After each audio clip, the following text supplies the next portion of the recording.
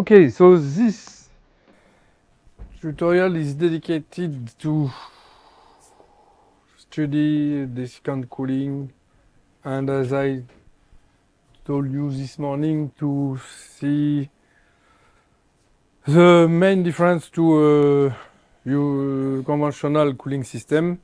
Okay, of course, this system and the conventional cooling system should do the same thing.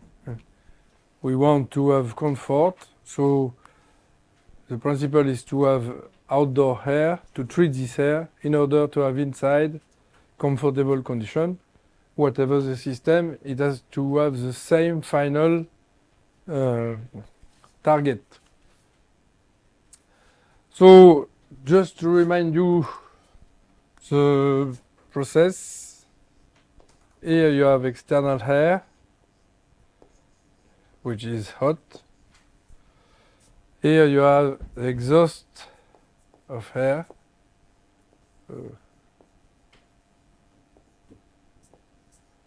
which is cooler, okay? So then first you will deshumidify, okay? Desiccant cooling is to deshumidification. Okay, so this deshumidification, we will see the kind of transformation. Then you are going through a heat exchanger. Here you have cool air because it's inside and you are cooling, it's cool air. You cool down again here.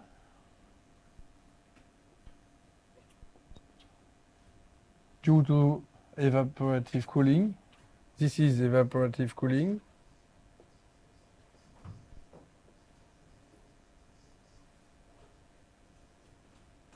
Cooling.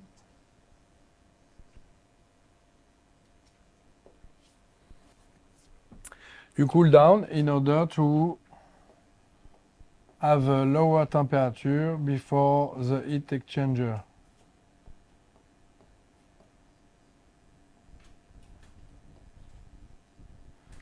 Okay, so the hot air will give heat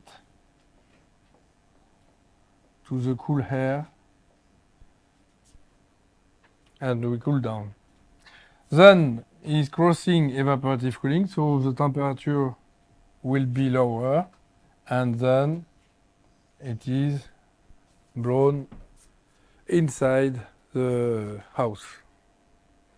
It's just an image. We don't blow at the bottom and we don't aspire at the top. It's just an image to see what is injected in house, what is extracted from this house. Okay, so the cool air is then extracted, cool down, heat exchanger. Here you are injecting heat through also a heat exchanger in order to increase the temperature and then here to extract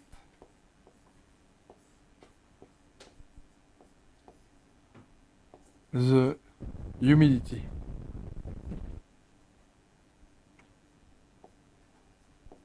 Okay, so solar thermal energy is there to heat this air in order to be sure to extract all the heat. Okay? Solar thermal collector. It could be a flat plate.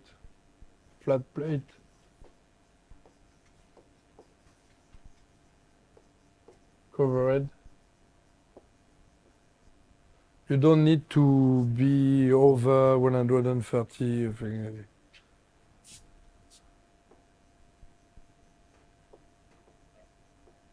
And it is coupled to a thermal storage.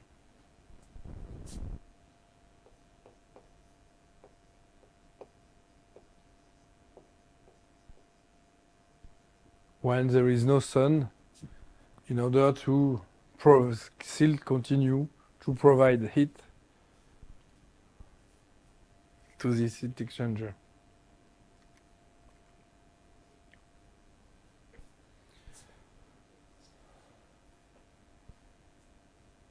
Okay, now about the transformation between 1 and 2. It is a adiabatic deshumidification.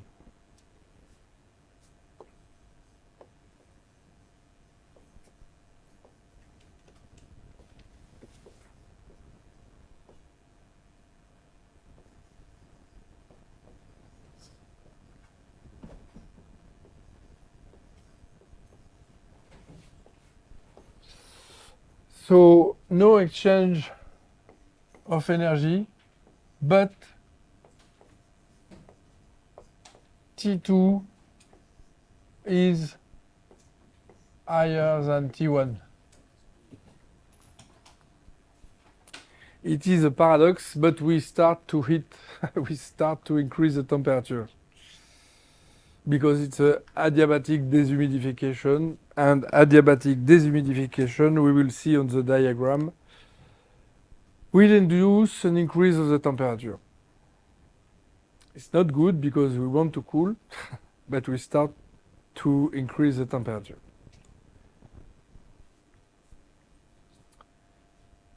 Between 2 and 3, it is a simple cooling. Simple cooling, that means that there is no deshumidification. When you are cooling with active cooling system, you can have condensation at the heat exchanger and loss some humidity. Here it's just heat exchanger, yes, simple heat exchanger. So you have no deshumidification.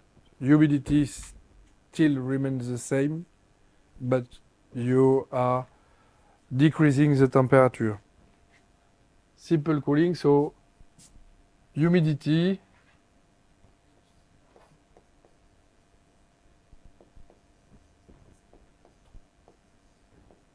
is constant,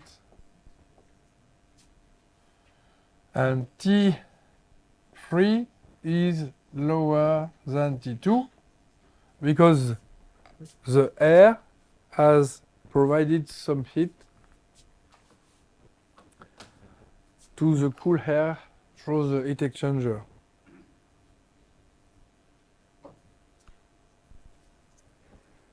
Okay? We have a heat exchanger, the air is hotter than the extracted air, which is cooler. So the air is providing some heat and cool down. So the temperature, finally, as expected, first the temperature is going down. Okay. Then from T3, so from 3 to 4, it's adiabatic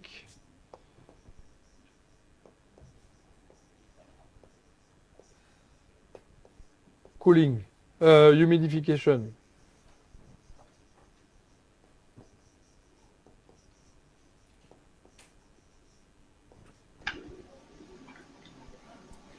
So it is the evaporative cooling, what we say, evaporative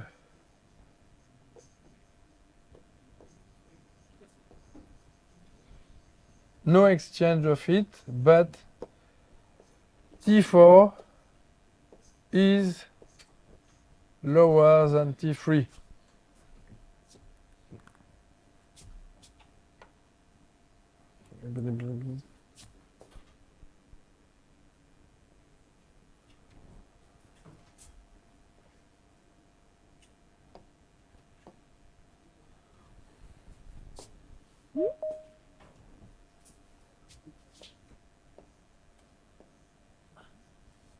Okay?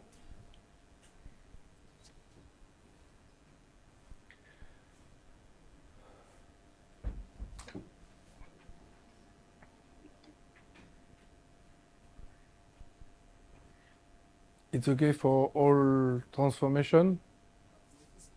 Exhaust air. Yes, exhaust air. And external air inlet. Yes. Outdoor air, which is going in, and here rejected air. It's okay for everybody? You agree with that?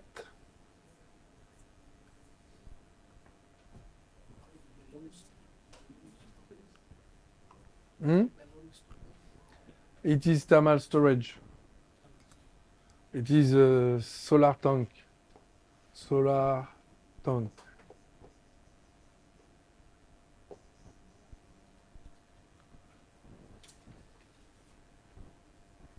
That allow to provide it when there is no more sun.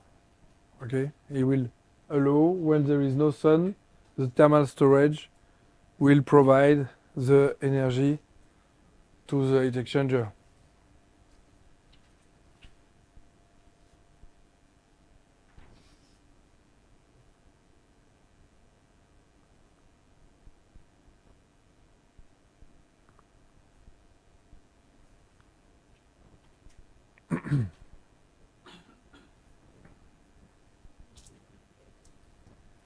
So you tell me when it's okay, I will erase a part of.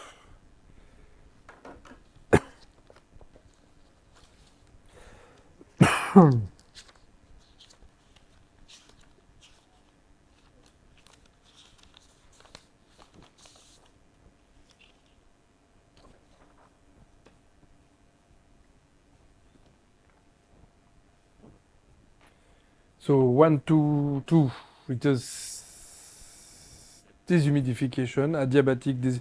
It is a reverse transformation than between 3 and 4. Okay? You are dehumidifying chemically, and you are evaporative cooling. It's a reverse transformation. So it's adiabatic, and the temperature is increasing. Then a simple heat exchange, so simple cooling. Okay, same humidity, but the temperature is decreasing. Then evaporative cooling. Okay, so evaporative cooling, it's an adiabatic transformation. The temperature is decreasing. Okay. It's okay, I want to erase this part.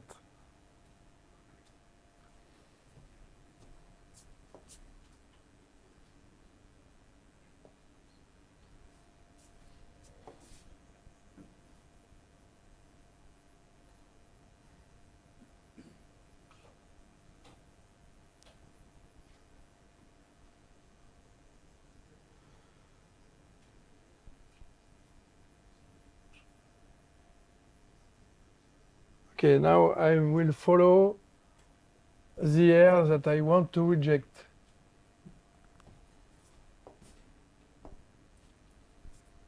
So, between 5 and 6, now you are able to tell me what is the kind of transformation. It is evaporative cooling. Okay, so it's like between 3 and 4. It is evaporative cooling.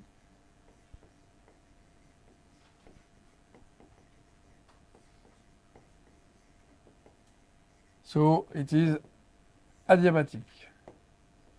Adiabatic.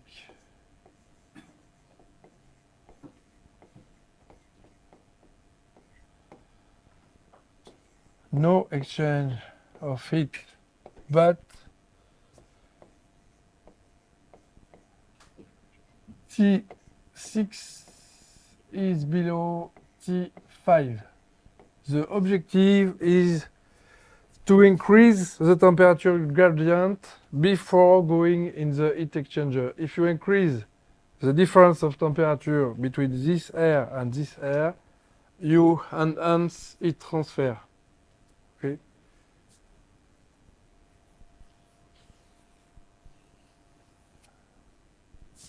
Then between 6 and 7.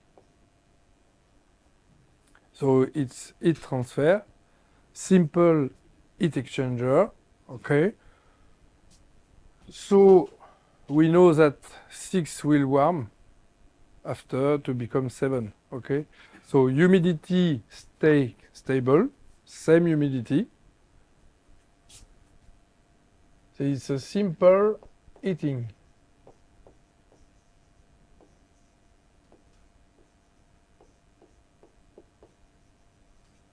Humidity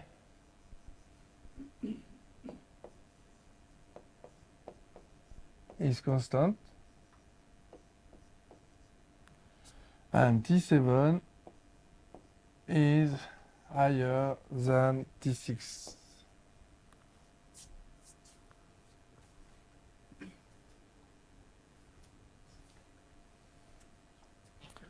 Then between 7 and 8, it is the same. Okay, we just upgrade the level of temperature, but we inject heat, so it's also simple heating. Between 7 and 8, the same. Simple heating, and we know that T8 has to be higher than T7. Will be, for sure, we hope, if we have, it is all our solar system, T8 to be higher than T7 and the same amount of humidity.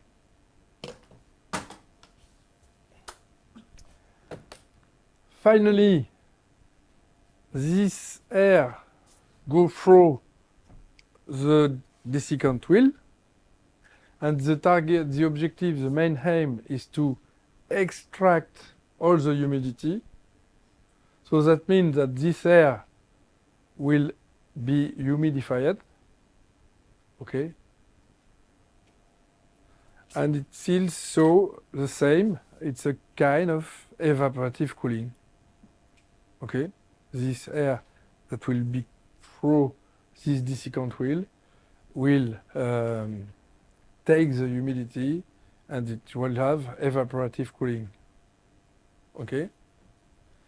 So between 8 and 9, it is also evaporative cooling.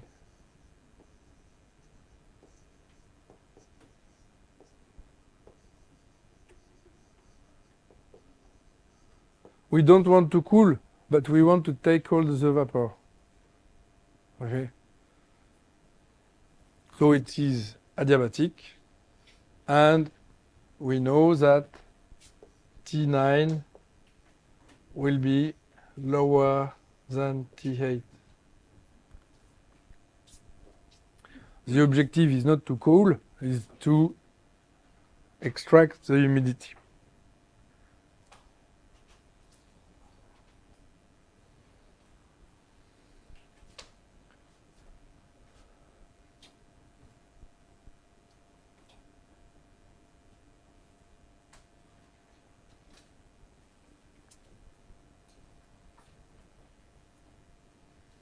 Is it clear?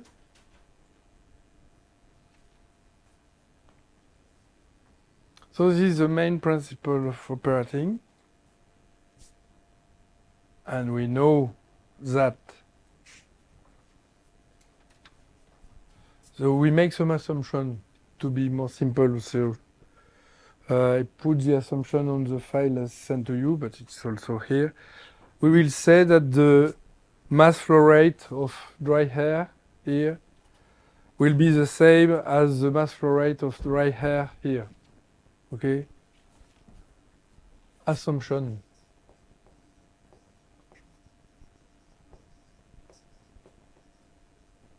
Mass flow rate of dry air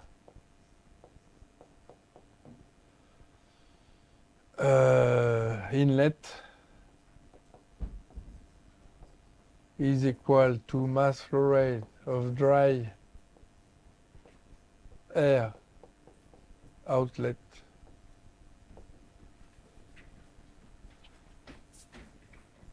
So just to simplify the thing, it's not more complicated to consider that it is different. But The other assumption that I'm doing in order to be more simple, but it's not so much complicated to, is that the heat exchanger is perfect, okay? So that means that the heat which is provided here is fully taken here, okay? No, it could be 80%. It will just induce more terms in the equation, but no more difficulty to consider real efficiency of heat exchanger, okay? So I consider that heat exchanger are perfect.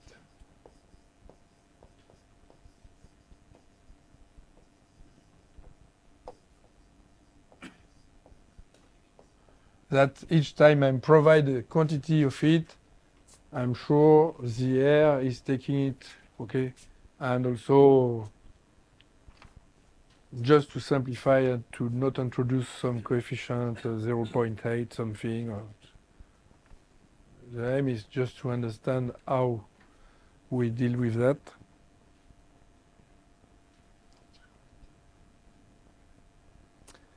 And I give you as data that we are measuring the volumic flow rate, the global volumic flow rate at 0.1.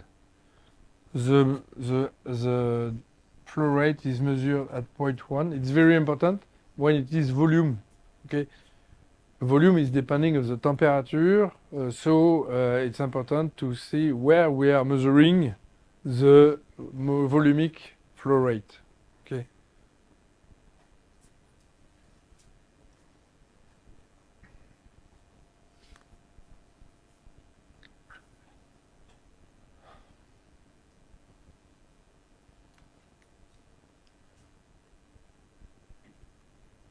So here we will come back here. So it's all the transformation that you can read.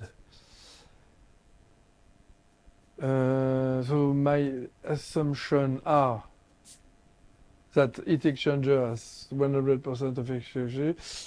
The dry air mass flow rate is the same at the extraction to inlet. And yes, and also the other hypothesis is that all the humidity that is captured here is extracted here, okay? But this is not an assumption, it should be the reality. If it is not the reality, there's a problem with my system. So the fact that all the humidity which is captured here by the desiccant wheel has to be extracted here, it's compulsory.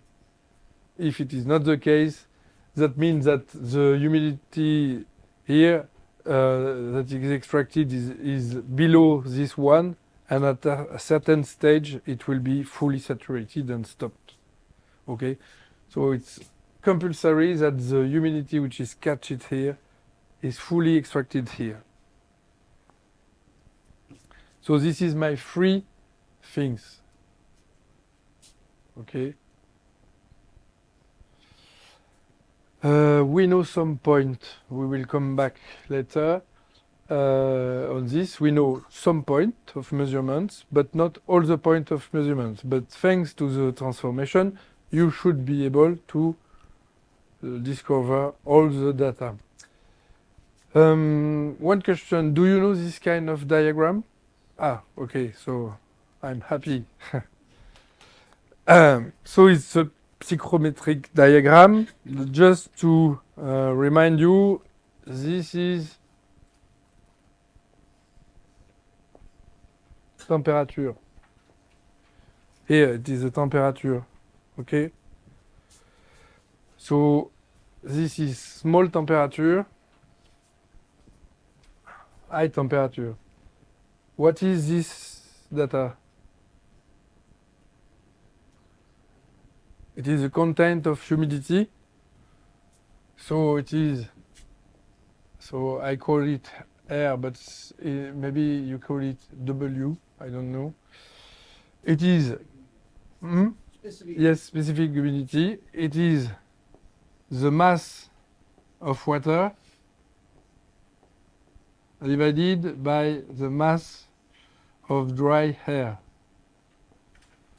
all the data that are in this diagram are for 1 kilogram of dry air. It could be the same if it is a ratio between flow rate, okay? Of course. So when I said that for mass transformation, it is a simple heating or simple cooling, that means that this remains constant, okay? So now if I want, so this is enthalpy. So when I said it is adiabatic, as I'm open loop, I'm at atmospheric pressure, the difference of enthalpy is equal to difference of heat exchange, d delta H.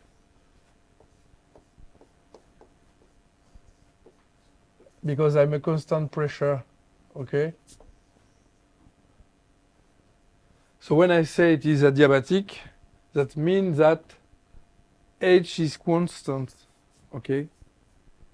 So this is an adiabatic transformation.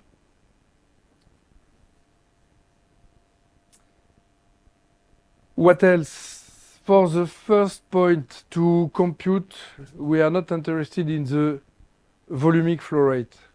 We are interested in the dry air mass flow rate, okay? So here you have the specific volume. Here. It is the ratio of the volumic, the volume of the mix divided by the mass of dry air.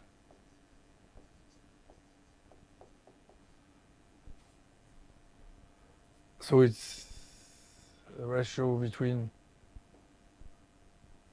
mass, volume and mass, or flow rate, volumic flow rate, okay? So that means if I give you the measurement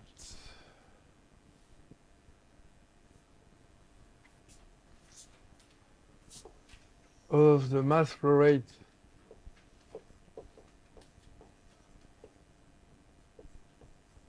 okay, in point 1, you have to look at specific volume in point 1. From that, you can say that the dry air mass flow rate is equal to Q divided by specific volume. Okay, important to straight away to compute that. Like this, we just deal with dry air.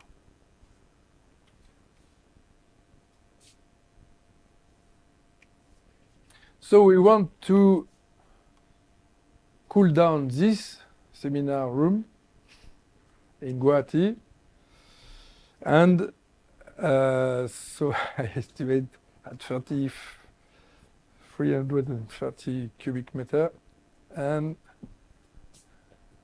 we are measuring outside volume, so the volumic rate that are coming from outside.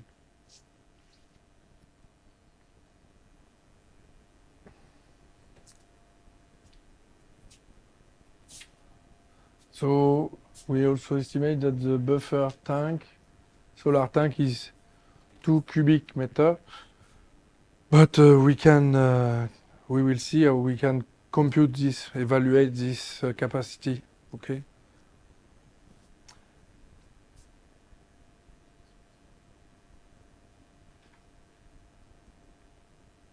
So we have some data. For example, you are able to put to place the point 1, okay, on the diagram, 0012 divided the T1, Ah, sorry, what have you done? What is the temperature outside? 30. So 30, okay? And you have to be at 0012, so the point 1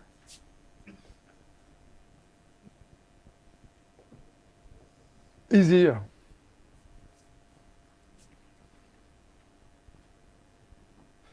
Then you know that between 1 and 2, what happens? Adiabatic deshumidification. So you know that you are somewhere here for the point 2. Okay?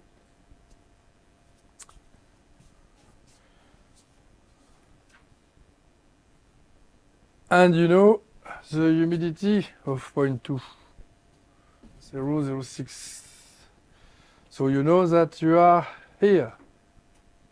So to plot the point 2 is here.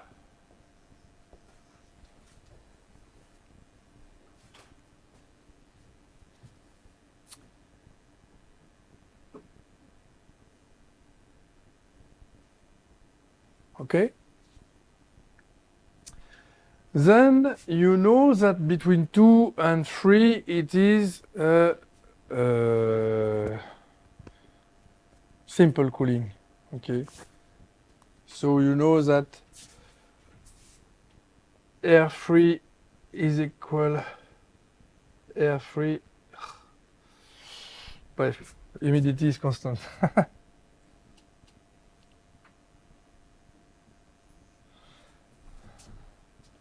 That 3 is somewhere here.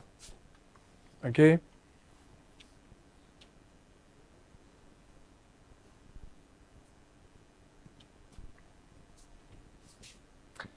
Can you give me the specific volume for point 1? And so we will deduce straight away the mass flow rate of air. Can you give me this value?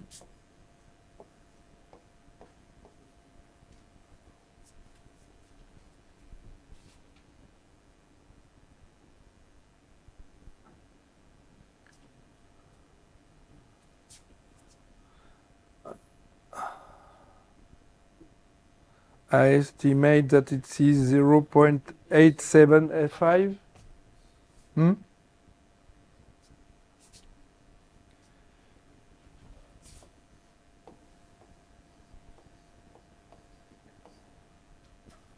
So now you are able to give me the air mass flow rate. Please give it me in kilogram per second. Kilogram of dry air.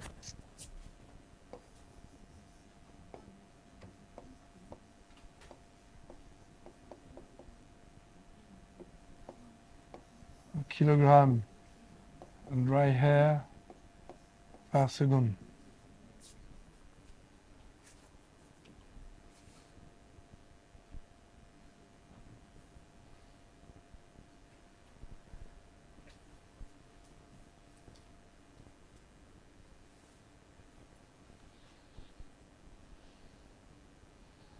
I have no value in mind, so I trust you. We can also make a statistic between all the data and choose the more. Now, what do you make mass flow rate? Yes.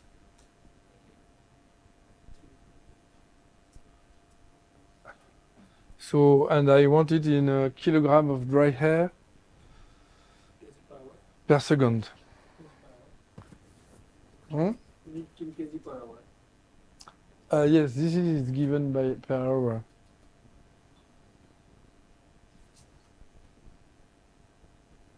But for all the formula after, I need a kilogram per second because energy Per hour? per second I need.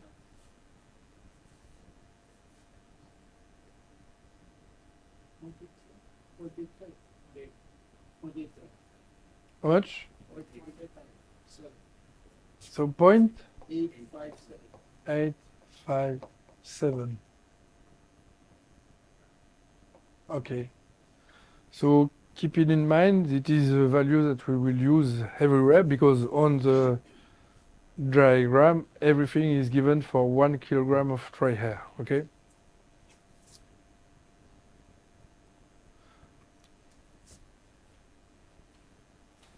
Okay, what else we can plot point 4?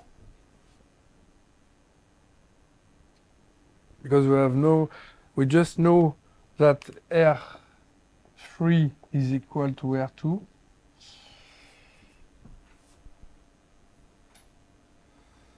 Maybe point 4 will help us. Okay, so 0.009 and 19. So I'm here and 19.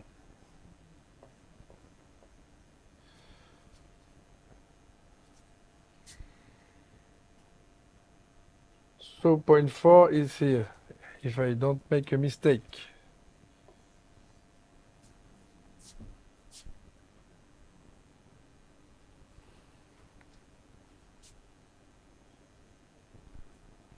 Before here. Okay? So is it possible to plot point 3?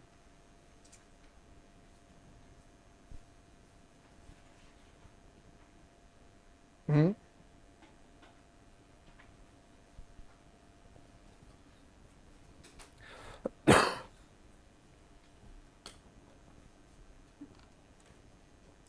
The answer is yes.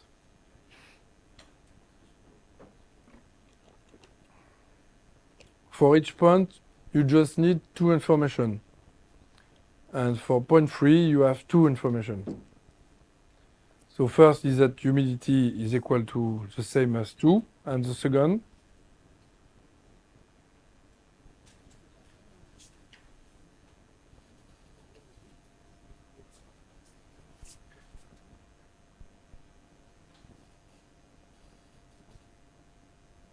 so humidity is the same as 2,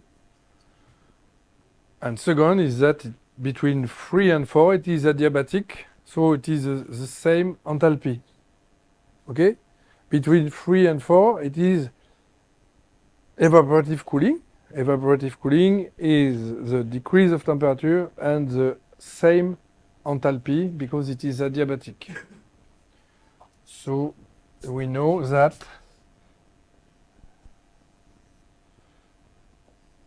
it's the same. So we have 0.3. Okay?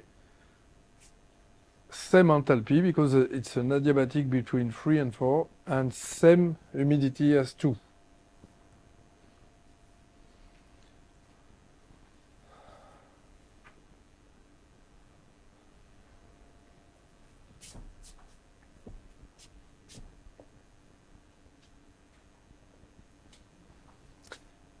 If I forget that and I want to do the same thing with a classical heat pump cooling system, is it possible? What will a classical cooling system do? Hmm?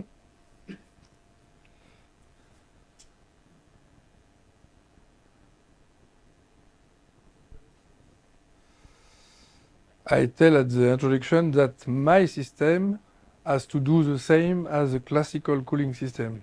Otherwise, it's not good. Okay? A classical cooling system will start from point 1 and will finish in point 4. A classical cooling system, as you have studied, I guess, the transformation of a classical cooling system is that you are very often deshumidifying and cooling. It is a classical cooling system, straight away. The air outdoor air is coming, crossing, arriving at the evaporator of the cooling system, give some heat. A part of humidity is condensed on the evaporator, so lost, and is going out. Simple transformation. It is not a simple cooling. It is cooling plus dehumidification. Very often it is that. So a classical heat pump will do that directly.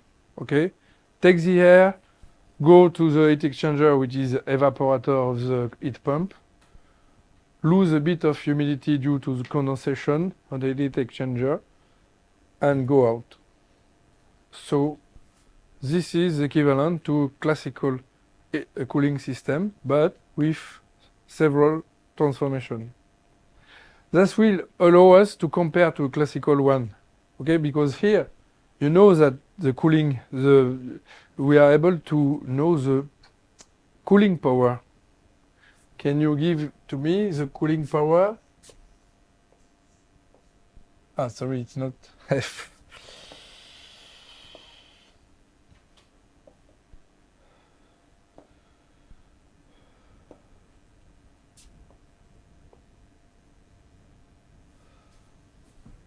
Cooling power is equal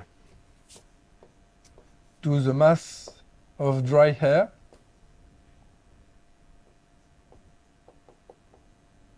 multiply delta H, the difference of enthalpy. So it will be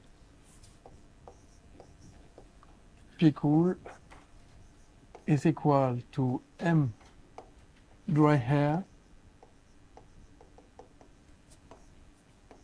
H4 minus H1. When you are studying a classical heat pump for cooling, it is this transformation that you have, and to evaluate the cooling power, it is evaluated like this. Okay? You are starting from one point, you are treating this to another point, and the power of cooling is mass flow rate multiplied by the difference of enthalpy. Okay? Can you give me, so this cooling power, that is the same for a classical one to this desiccant cooling. Okay? It's the same objective, of course. I want to reach the same target, to start at point 1 and to be comfortable when I blow the air at point 4.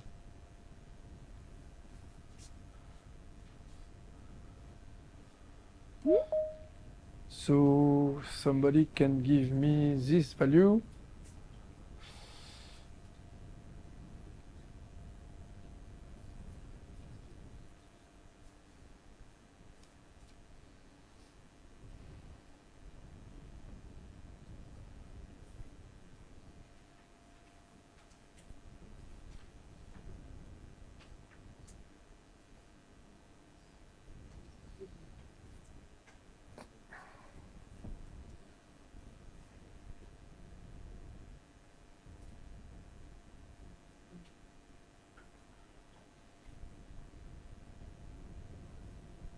So you have to multiply the dry air mass flow rate by the difference of enthalpy that you can read here.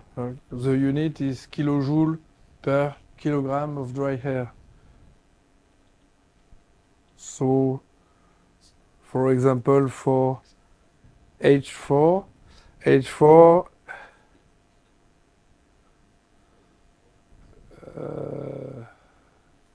oh.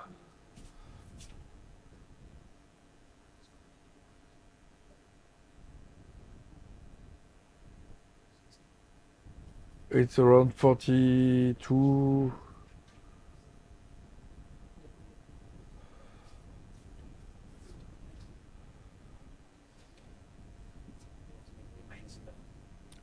The power? Minus 11, as I remember, it's a bit small. I wasn't in head a bit more, but is there somebody that find 17? Yes, it's more. I had in mind around 16, 17. So can you give the H4 and H1 for everybody like this? 40, 42?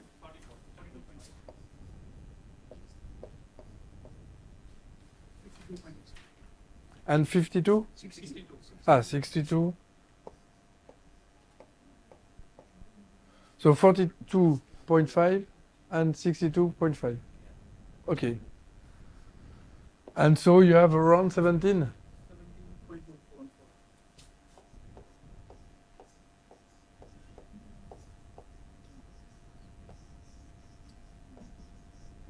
And it is negative by convention.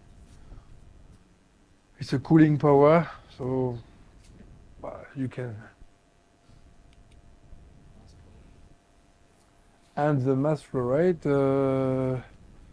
you have to multiply by 0.85. You have multiplied by.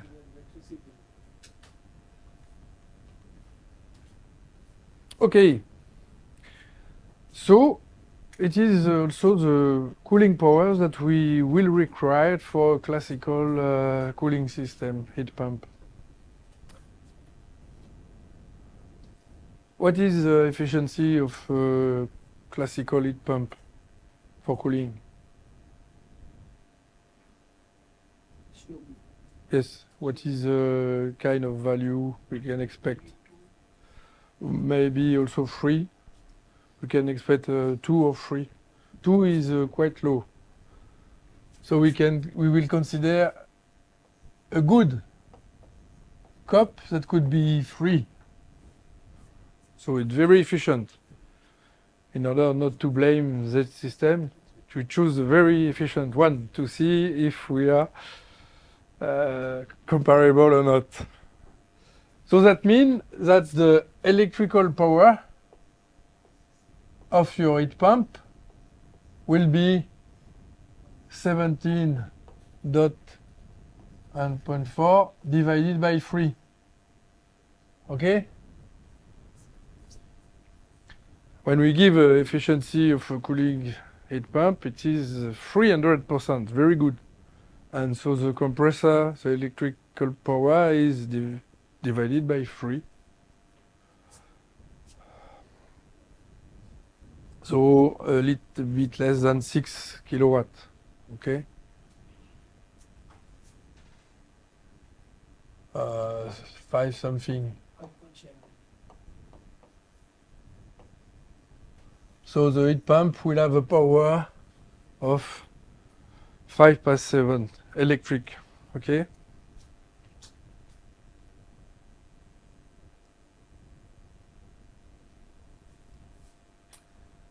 Now we will try to plot, yes,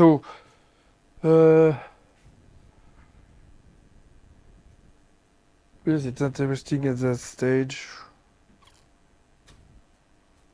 Well, we can continue on this. I want to see what is my power, electrical power of my system.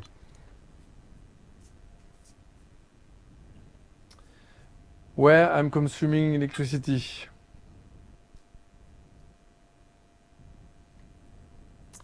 You have the fan here and here. But even for classical HVAC system, you will have this double flux because you want to recover part of cool here. So the fan will be the same in the two configuration. Okay? But we can include them if we want. There is electricity here in the drawing wheel. Usually it is running very slowly. It is running very slowly in order to be sure to extract everything. So it's not a big electrical engine. we can say that it is around, if we 100 watt. Okay, here for the electrical, and here if we consider a rotative heat exchanger, so it will be 200 watt for electric engine of heat exchanger plus the wheel.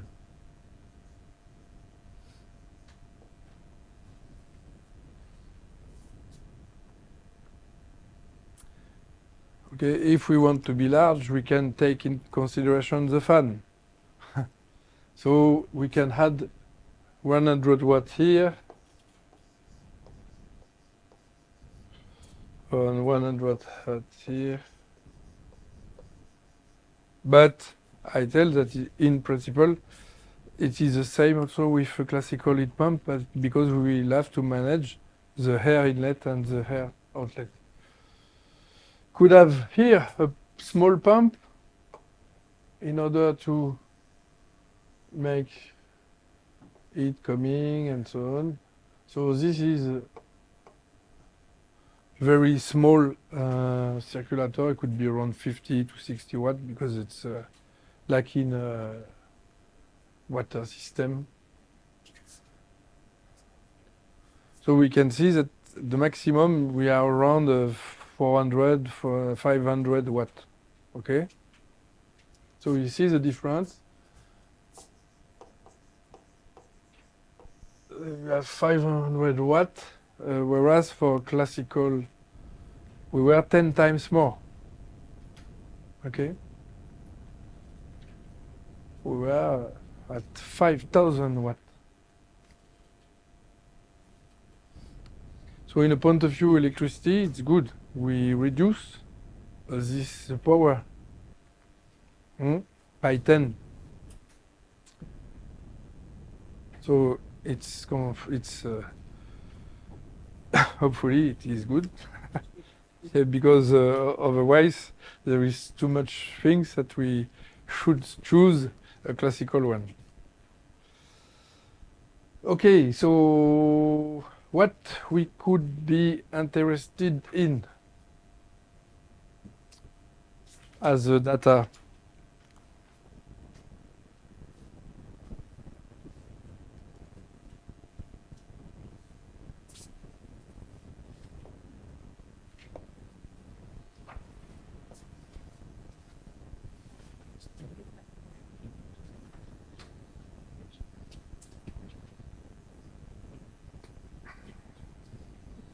Maybe we will plot the other point, okay, like this we will see, but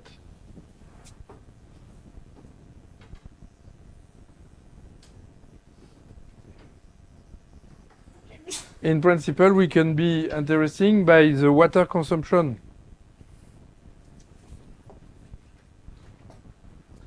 What is the water that we are consuming here? What is the amount of water that we are consuming here? Okay. So is it easy to express? Yes. Because we know R4, we know R3 multiplied by the mass flow rate of dry air will give me the mass flow rate of water, because air is equal to the mass flow rate of water divided by the mass flow rate of dry air.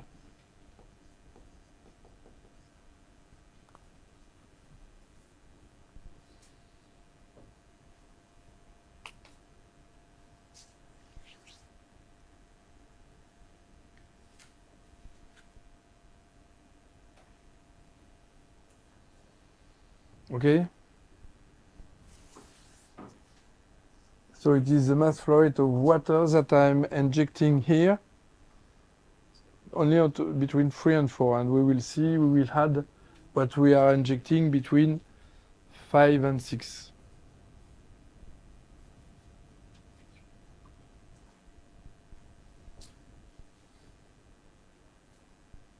It's okay? I have before, after, so the difference is the humidity ratio, and multiply by the mass of dry air is giving me the mass flow rate of water that I'm injecting.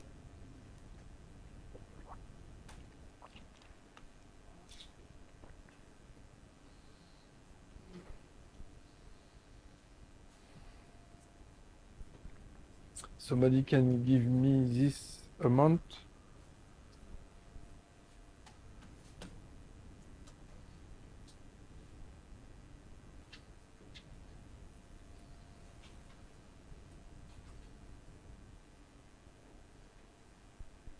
Mm-hmm.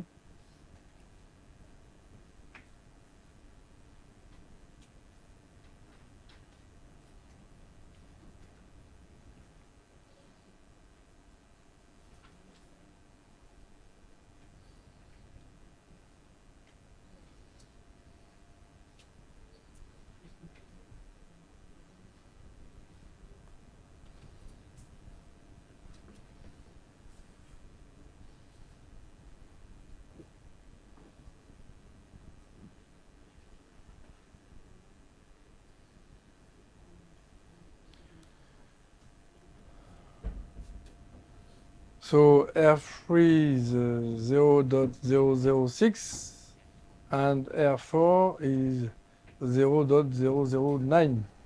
Okay, so the difference is 0.003 multiplied by 0.875.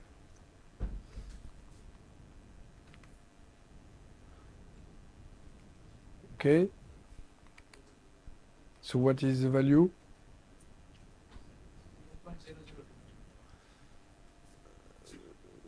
0.025. So it is kilogram of water per second. So if I imagine that we cool this amphitheater during our lecture, so 6 hours per day, okay, it gives you an idea of the water consumption just for the humidificator between 3 and 4, okay? So we said 6 hours of operation.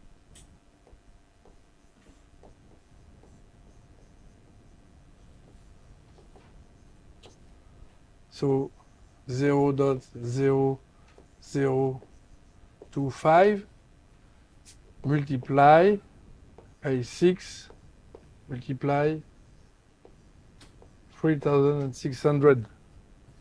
So it is a quantity which is consumed between 3 and 4.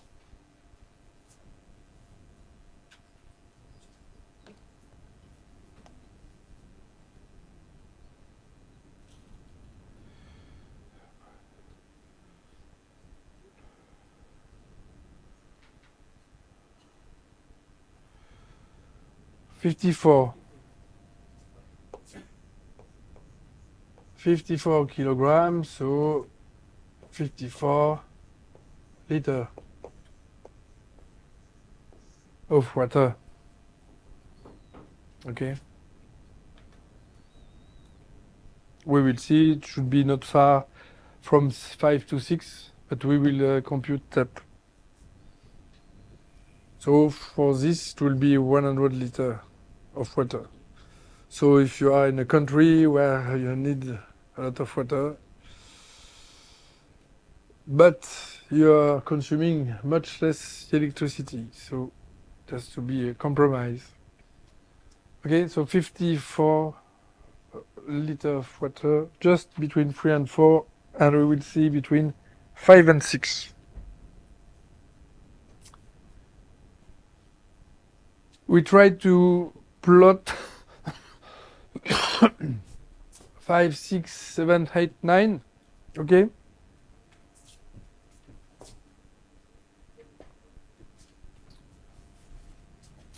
So I know 5, 23, and 0, 0, 10. 5, 23.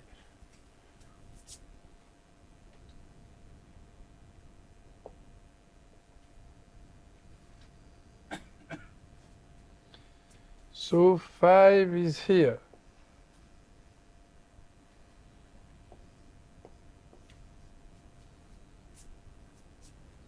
It's by chance that it is. I will erase that.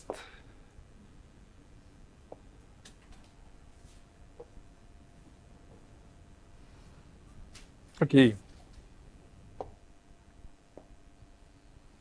What else I know? It is 0.6. 0.6, okay. I know humidification. So I know, regarding 0.6, I know that the enthalpy of 0.6 is the same that the enthalpy of 0.5, okay? And I know the humidity. So 0.6 is here. And I know that it is the same. So it's somewhere here. Enthalpy.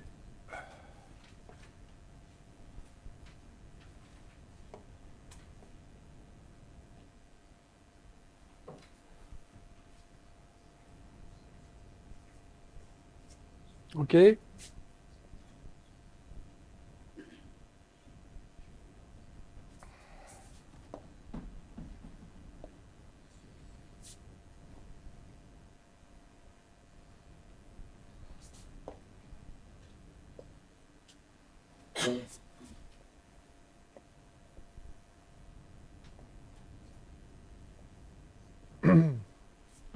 Okay, same enthalpy, and we know the humidification. Okay, it's okay.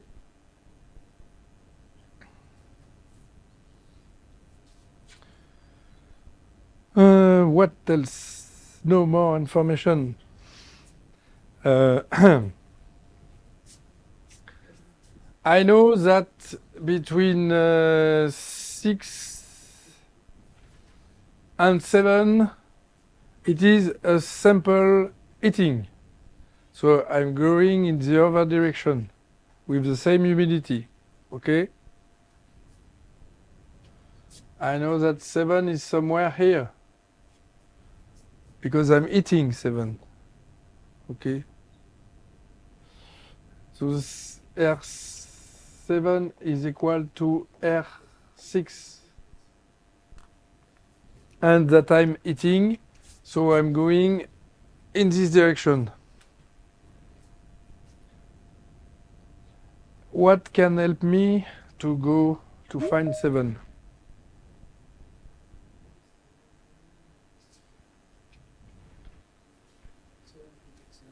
Oh, sabi itu lagi sih mas. Kalau di pot mau di. Walaupun. It is the assumption that my heat exchanger efficiency is 100%. So that means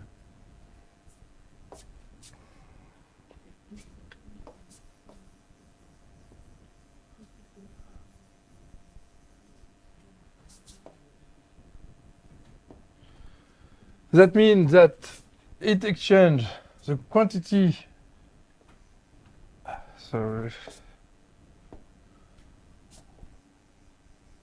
mass flow rate of dry air multiply by Cp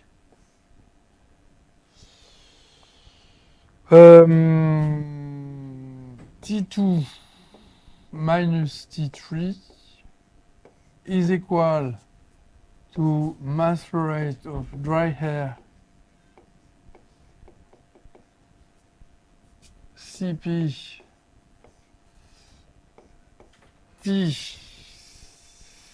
T7 minus T6.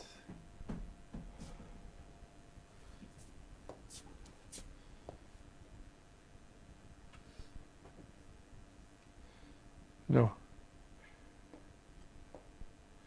It is including two assumptions. First, that this is equal. Okay? The mass flow rate of dry air, which is coming from inlet, is equal to the mass flow rate of dry air, which is extracted. Okay? So this, and the other assumption is that my heat exchanger is perfect, so the quantity of heat which is given by 2 and 3, between 2 and 3, is given between 7 and 6, okay?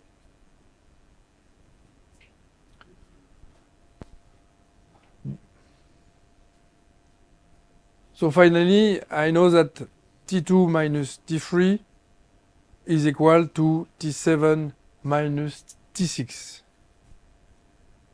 Okay, I know that this is equal to T7 minus T6. So now you can determine exactly T7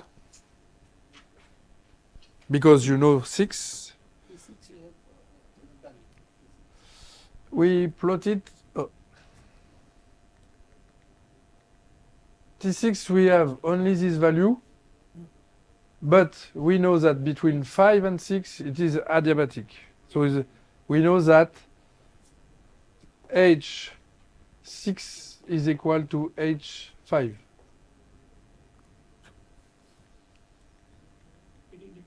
So 5 is here.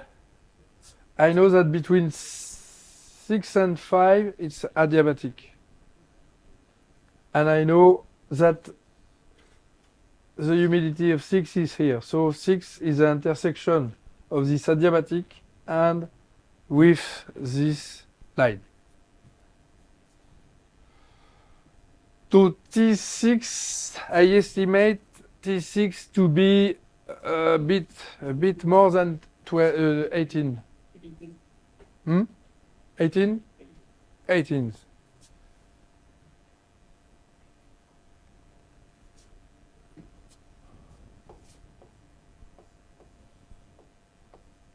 So you can deduce T7.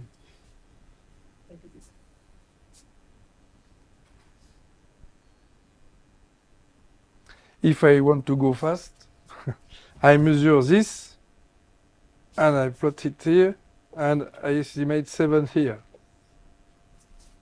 Okay? Because this is T3 minus T2 and this is T7 minus T6. Okay, the length of... Yes. But if you want to be accurate, you compute T7. I approximately estimate T7, you can tell me, to 36. But very fastly. But if somebody wants to compute T6 to T7, it will be better to have the right value. 36? So I'm good. 36.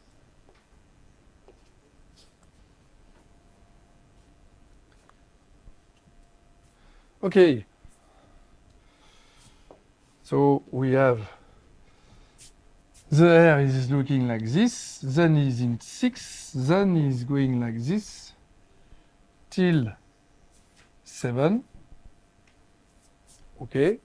So what?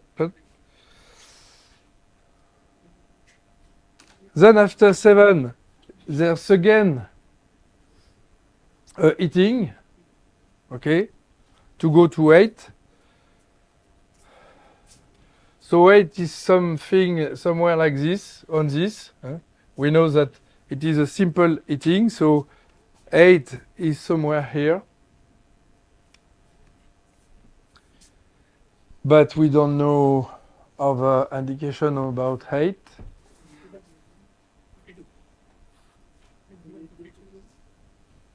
We know 52? Ah, okay. It is given as 22.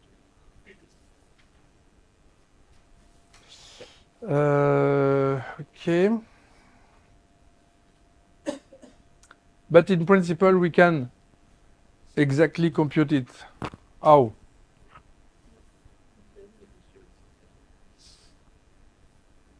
How we can exactly, even if I didn't give you the value of T8, MCP, MCPDT also can be. yes, MCPDT, but you don't know the power that is provided by the solar collector. It will be to be computed also, to know after what solar collector you put. Okay, at the time we don't know what is the power that has to be given by the solar collector, so no information yet. What else we can use and we didn't still use?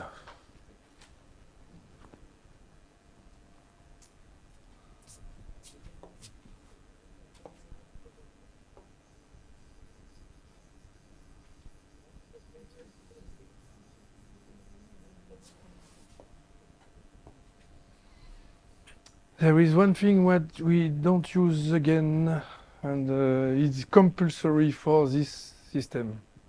It's very strong constraint. What is it? Yes, is that the amount of humidity that is collected here has to be extracted here. So that means that the amount of humidity which is collected here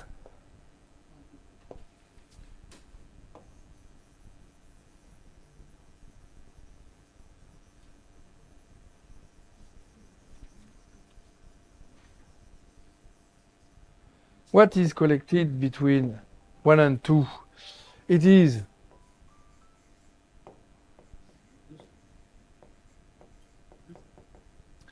mass flow rate of dry air multiply by R1 minus R2.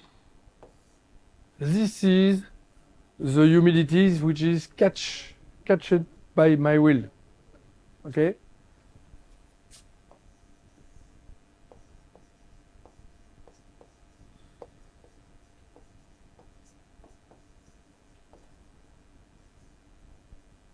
And it has also to be fully extracted here. So fully extracted here is that means that it is equal to dry air, mass rate of dry air multiply R9 minus R8. Okay? This is compulsory. Okay. You have to extract this amount of humidity, which is exactly the same of the amount of humidity that has been collected by the wheel. So, same, you know that this is equal to this. So, you can also measure that the length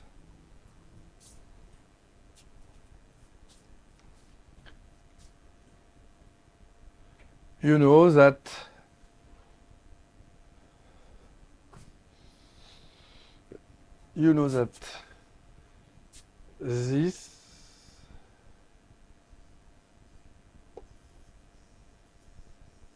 this length, okay, R1 minus R2 is equal, you know that R8 is here, okay? We said that humidity of 8 is here. So it has to be equal here.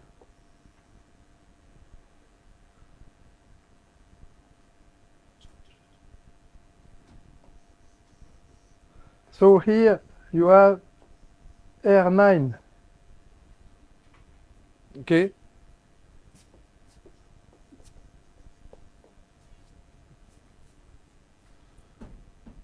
And you know that you have also isenthalp between R8 or R9. So you can be like this. You can be here, here. Okay. So you can plot R9.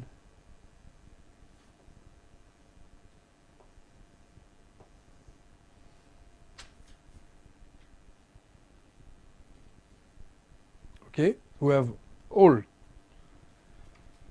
So R9 is not comfortable. Huh? You are around 38 degrees with high level of humidity. Okay, a lot of hot and humid air which is rejected.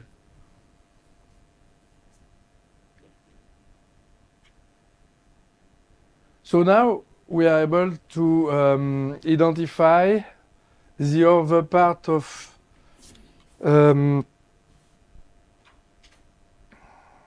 you are able to identify the other part of humidity which is consumed, of water which is consumed. It's here. It is mass flow rate here. It is mass flow rate of dry air.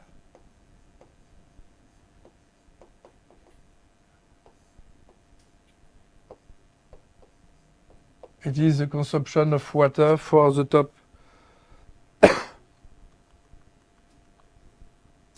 Compared to between 3 and 4, it will be a bit less.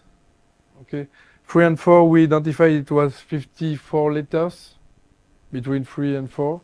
Here you will see that it is a bit less. We can estimate globally the global consumption. It will be probably 80 liters.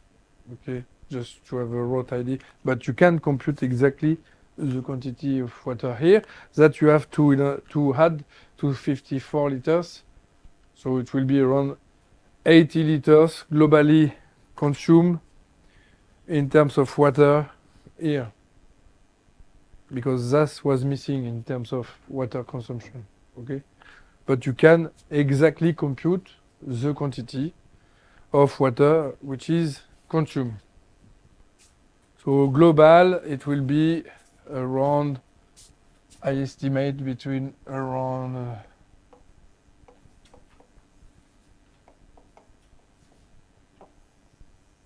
80 liters of water it consumes for a whole day of operating. Okay, it's clear for everybody. So now we know how it's operating, we know the power of electricity, we know the quantity of water that we approximately consume. We now have to design the solar collector. Okay? So one of the key elements is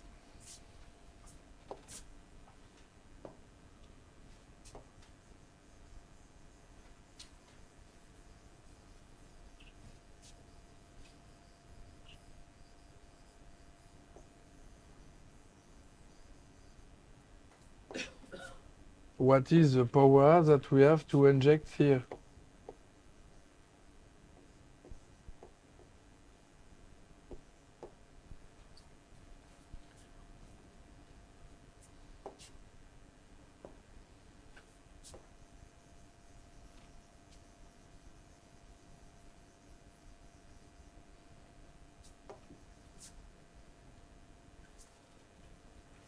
Okay?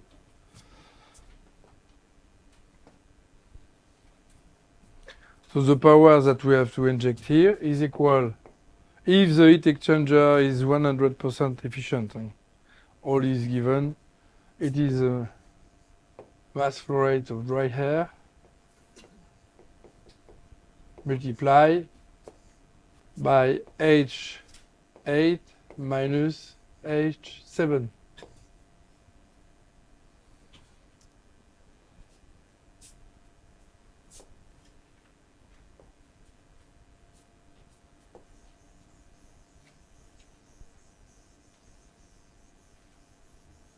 So the total mass of water is this. Sorry, I will finish that. Is plus R6 minus R5 multiply mass. This is the total of water consumption.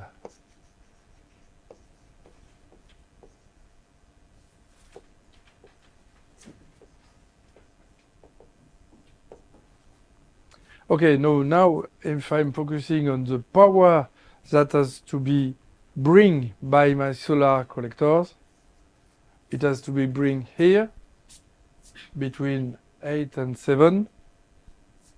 So it is the mass flow rate of right here multiplied by the difference of enthalpy. Okay. So I will appreciate if somebody can give me this power. Sorry? 11.2?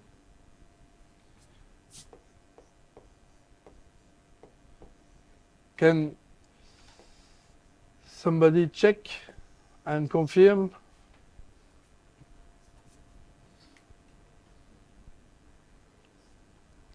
So my solar thermal system has to bring this power.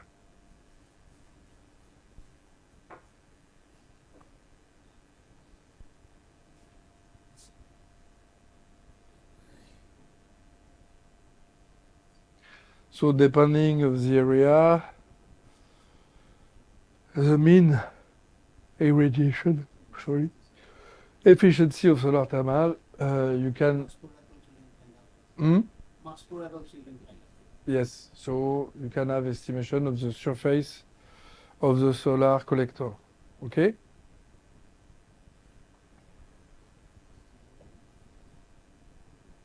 So then,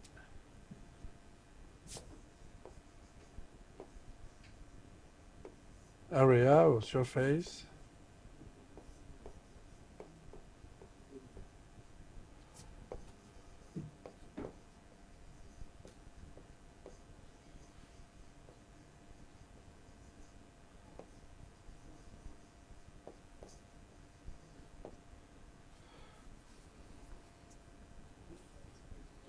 So you have to investigate the mean solar radiation, the efficiency of the solar collector, and to evaluate the surface. So as Pankaj has introduced you in the first lecture.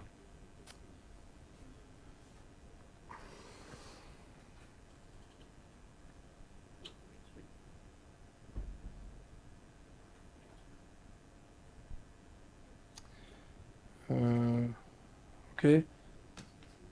So there is no special difficulty to size this. What I want to focus is about the tank. Okay. To finish. So the tank has to be designed in order to bring an autonomy. All the time the same. It's the equivalent of a battery for solar PV. Here the tank is to bring autonomy if there is no sun. Okay. As I said this morning, there is no sense to have an autonomy of 3 days for a cooling system for this amphitheater. It's at the scale of the day. Okay. So we can imagine that this morning we were producing solar thermal, and this afternoon it's becoming cloudy, but still hot inside, that we have to cool.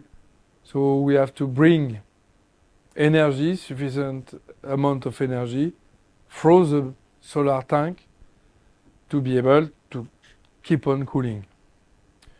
So a good assumption will be to have around 3 hours of autonomy.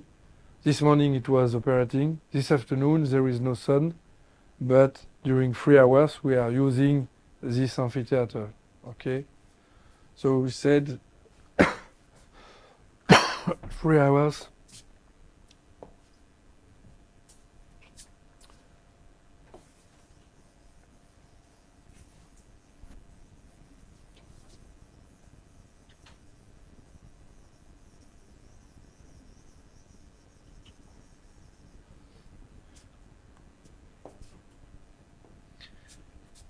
Three hours of autonomy.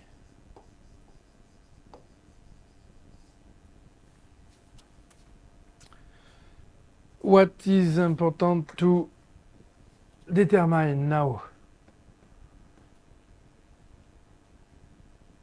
To be able to size my tank. 3 hours. Yes, 3 hours. So I assume that this morning it was fully operating because it was sunny, and this afternoon it's becoming cloudy, but it is still hot because it's a hot day. But I need to cool down because we are here and it is still hot. Okay, so I want that my tank provide me the equivalent of the energy that will have been provided by the solar collector. So it's important to know the autonomy. So I said 3 hours, okay. And the other, so what is important now to know? So hot water, this energy, right? The L12 case. Hmm?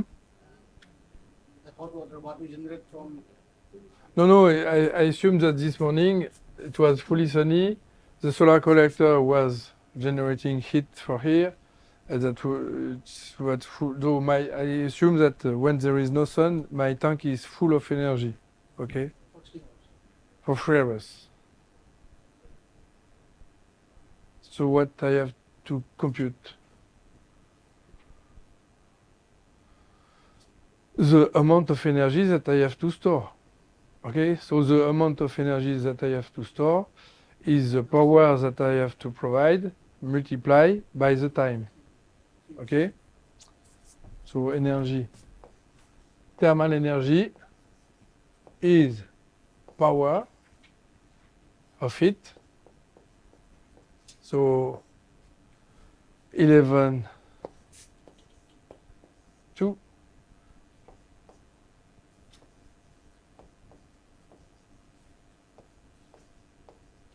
okay. So can you compute this?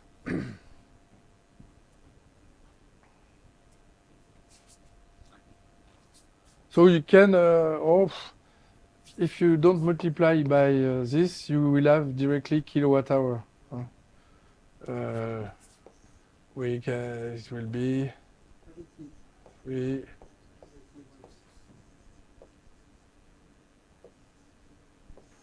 But we will have to have it in kilojoule for the sizing. So you have to multiply. You have to multiply that per 3600. Okay. So I have my amount of energy. But you know that for thermal is not enough, because we have seen that for hybrid photovoltaic thermal collector that for thermal energy is 1 point, but the quality of energy is another point. Okay, so I can have a lot of energy, but if the temperature level is not enough for my process, there's nothing. Okay, so at least what temperature I have to have, and it will give me the assumption of my operating of my tank. Okay, so first I can say that if my tank is fully charged with a flat plate collector, I can estimate that the temperature here could be around 80 or 70 degrees Okay. Stagnation temperature. Yes. Yes, stagnation temperature. Okay. It's fully charged, or I can say 70. Okay. So it is a starting point. But I have to consider a final point, because when I will start to extract some heat, okay, I will not go at 30 degrees. 30 degrees is not enough for me. What is the temperature that I have to reach at least at the smallest temperature?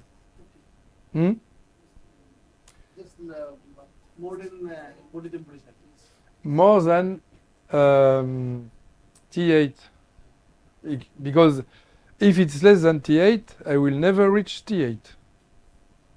Okay? As soon as here the temperature is lower than this point, for sure I will not able to reach T8. Okay, so T8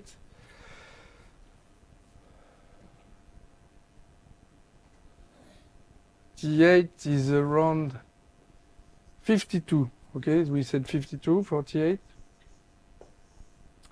So we can make the assumption that this amount of energy has to be provided, okay, but the operating range will be 70, for example, or 80. To be sure, we can say 55, not 52, because they will have loss of the heat exchange and so on and so on. It's better to take a bit more than T8, okay? But for sure, this has to be higher than T8. Because if it is lower than T8, my system is collapsing. Because I will not be able to extract all my humidity. Okay? So at least I have to reach T8. So that means that under 55, my energy, I have still energy, but I don't care about this. Okay?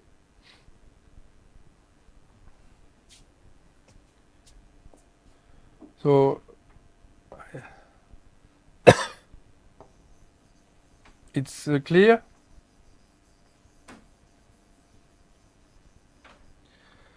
So how I will size my tank?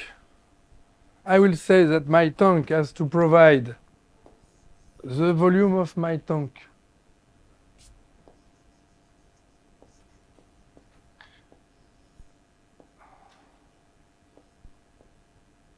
Okay, it is the volume of my tank multiplied by the density, multiplied by Cp of water,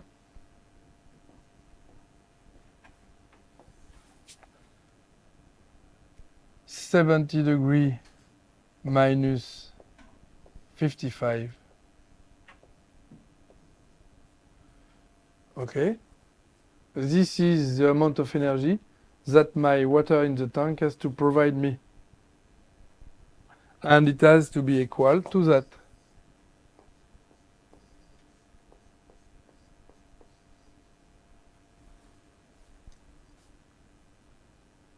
The amount of energy which is necessary for my desiccant cooling system to operate during 3 hours.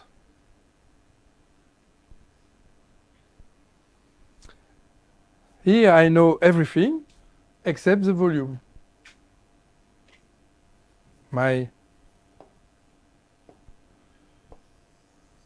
The data to compute is the volume of my tank.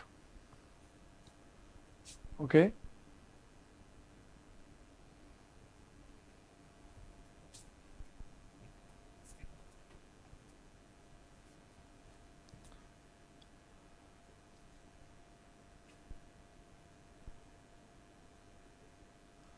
So we can finish on this. If somebody can give me the volume, like this, everybody will have an idea of the volume of the water.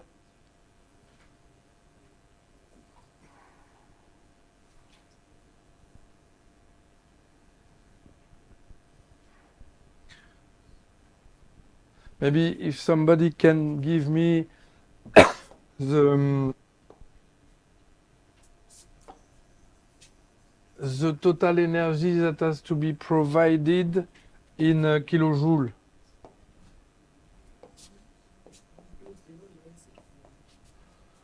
So 209. Volume we can say 1.929 millimeter, almost 2 cubic meters. The volume. Ah, yes, but okay. So volume, how do you find? 1.929. It's almost 2 cubic. And the total amount of energy in kilojoule. Like this, everybody will have this data. There, 70 minus 55. The great result is 8. Here to observe. Here to observe. Yes? 70 minus 55. Yes. It is a range of operating. So you use range from Yes, because when there is no sun, okay? So the heat will come from this tank. That means that the temperature in the tank will decrease. Okay? I will start at 70 when it's full of heat. And with an heat exchanger, I take the heat, okay? And so the temperature will go down, down, down. But I have to stop when I'm close T8. Because if here I'm making a fluid which is under T8, for sure I will not reach T8. we are seeing that the 8 is 52. Yes, T8 is 52, but it's dangerous to take exactly T8. Because here you have efficiency, you have loss, and so to take exactly T8 is a bit dangerous. It's better to be a bit higher. So I decide to say, instead of 52, I will stop at 55. My question is, we are calculating the body. We said 70 minus 55. Yes, it is my operating range. I said that here I will start at 70. The temperature will decrease, decrease, decrease, decrease, and I stop at 55. To be sure that my system will still operate. Because if I'm at 52, I will not reach T8. The objective is to reach T8. Okay? So if here I have a temperature equal to T8 or under T8, for sure I will not reach T8. I think his quiz is something like 55. It's 55, not 72. 70 minus 55, right? Yeah, that's right. It is 70 minus 55. Its difference is 15. Yes, 15. Actually, its temperature is 55. So this T8, at T8, this temperature has to be more than 55. No, T8, we know that it has to be 52. 52, T is 52. Yes, So what I'm saying is 55 is more than 52. yes, so it's secure. Actually, you know what he's saying? He understood that 70 minus 55. Yes? It is 15. Ah, no, Actually minus. it's minus here because it is the energy that your hot water is providing. Your tank is providing this amount of energy, starting from 70 and stopping at 55. So this is provided by the tank. Okay? That's a range, not that's difference. So in this formula, delta T is there or only single delta? No, delta T is 15 here. In this formula, it's 15 here. Yes, yeah. I'll explain. See, what I could figure it out. See here, T8 what we have investigated, it is 52. Okay, so what up to what temperature this water can drop? Up to 55. Up to 55. So that 55 temperature, that no, say T1 minus T2, T2 if you consider, or say TA minus TB, Okay, this TB is 55, and TB has to be always more than T8. Okay, and here what happens? This has to be this one. This energy, this thermal energy, has to be something like MCPDT only. Why MCP is something like rho into V? Okay, so the same thing. They are not disturbing. So in my opinion, what you have confused is 70 minus 55. Should be Uh, greater than T8. no. No, It's no. it's a range. It It's is- a range. It is It's this. a range. It's not minus. It is this that has It's to be. 55. This Yeah. lower temperature has to be higher than T8. Yeah. It is the lowest temperature that has to be over T8. Sorry. Yes, it's there is everywhere. So it is this temperature that has to be higher than T8 to be sure that the process will operate. So in principle, I can take T8, but it's a bit dangerous, okay? Because for sure you will have heat loss and things like this. If here you have a fluid with T8, 52 degree, the risk is to be at 50, 51 here and not at 52. So to be sure, I choose to be a bit over T8 at the minimum of the temperature coming from the water tank, okay? Is it clear? You fully understand the system? Nice system. After we can play again, but we stop maybe here. But we can say, okay, instead of water in the tank, I want to put phase change materials. So what be the volume if I put inside here some nodule of paraffin, and I can give you the latent heat, the specific heat, and so on. So the energy that will be provided by a phase change material, of course, has to be the same.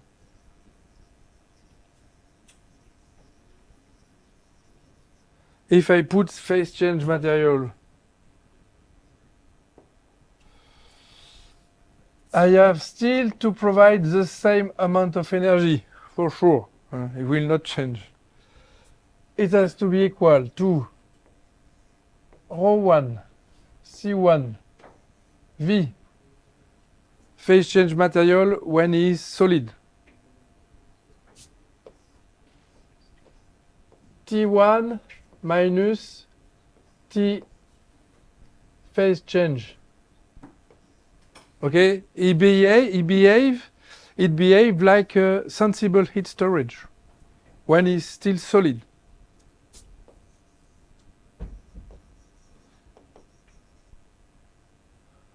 Plus, when I reach phase change temperature,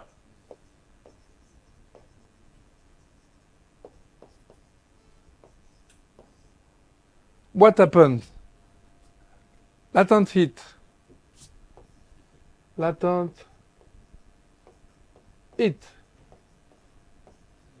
Multiply by rho V. Okay? The mass. Then it is fully liquid. If I continue to use this energy, it could be rho 1 or rho 2. Usually we take the same.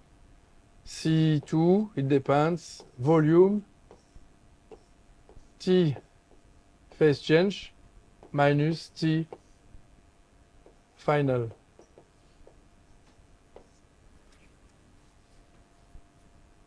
Okay? So this will be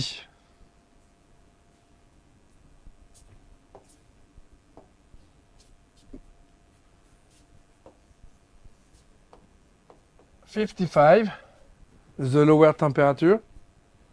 Then I reach the phase change material, and this will be 70.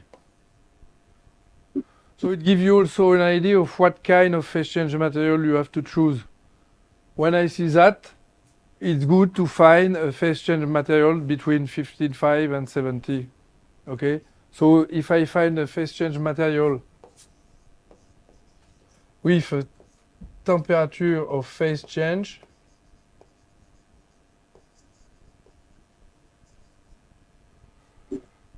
around 63, something like this. Okay, it's good. 63, 64, 62. It's good. Okay? It gives you an idea of the phase change temperature. So there is many phase change materials, many. So, and I said that the key point is to have this temperature. So you know that you will operate between 55 and 70. So it's good to find in between. And so the equation is a bit more longer, but the thing to be computed is still the volume. Okay. And so hopefully you should find that the volume is divided by 2 at the end. If you find that the volume is higher than water, it's not good in your computation. Okay. Just I give you an idea. When you go from sensible to phase change, you can almost divide it by 2. So, and if you are changing with thermochemical, you can again divide it by 2. So if it's impossible to find a higher volume than sensible, and you have an idea of what you have to find if you select a good phase change material. So you should be around just below 1, something like this. Okay? What will be the TR value? Hmm? TR. TR values. Where TR? Last. Before T final. TPC, T phase change. Phase change here. Sorry. It's phase change. There is 3 temperature.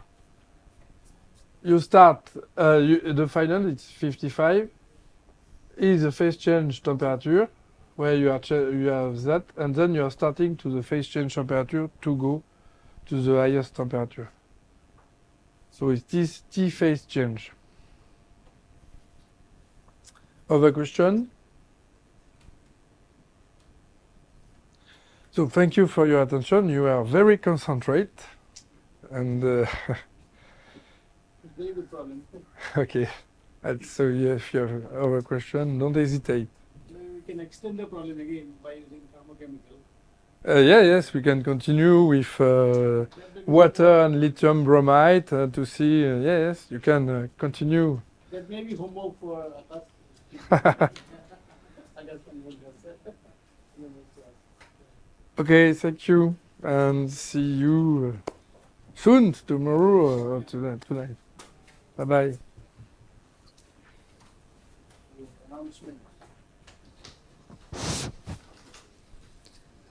So thank you for your concentration and actively involved in solving this problem in the tutorial class. So we are meeting again today at 7 o'clock.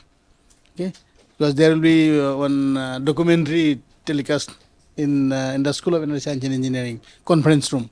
So please be there by 7 o'clock in the conference room of School of Energy Science and Engineering, and followed by dinner. Okay, so see you there, and please be here tomorrow at 9:20. Okay, we'll start sharp at 9:30 tomorrow, and then anyway tomorrow also it will be long, because tomorrow also it will be long, because at the end you have to go with your certificate. Okay, and so many things to do.